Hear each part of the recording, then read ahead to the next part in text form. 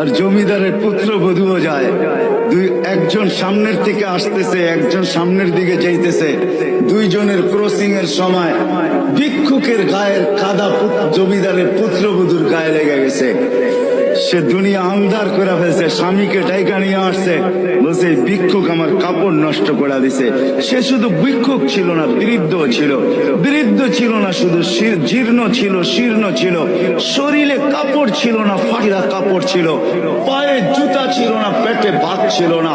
জমিদারের পুত্র সইতে পারে নাই, যৌবনী শক্তি সয়তো সয় কি করা, তার স্ত্রীর গায়ে ভিক্ষুকের কাদা, বস সমগ্র শক্তিকে হাতে জমা করা, একত্র করা বৃদ্ধের গালে বসায়। বৃদ্ধ কিচ্ছু বলে নাই, শুধু উপরের দিকে তাকায় তিনটা শব্দ উচ্চারণ করছেন। শব্দগুলা হলো ইয়া মাল্লাহ তারা হলো ওয়ুন, ও আল্লাহ তোকে চোখে দেখা যায় না, ও তারা কুল্লা শাই তুই সব দেখিস, ফারা তারা মা বি তুই কি দেখিস না আমার সাথে কি ঘটতেছে, এটা কি দেখিস না?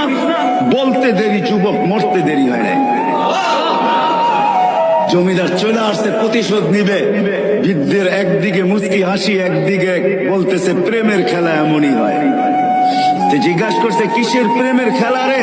বলছে ওর প্রেমিকার গায়ে আমার কাদা লাগছে, পায়ের কাদা লাগছে, ও সইতে পারে নাই, যৌবনী শক্তি দিয়ে আমার বৃদ্ধ গালে বসায় দিছে। আমাকেও একজন ভালোবাসে, সেও সইতে পারে না, সেও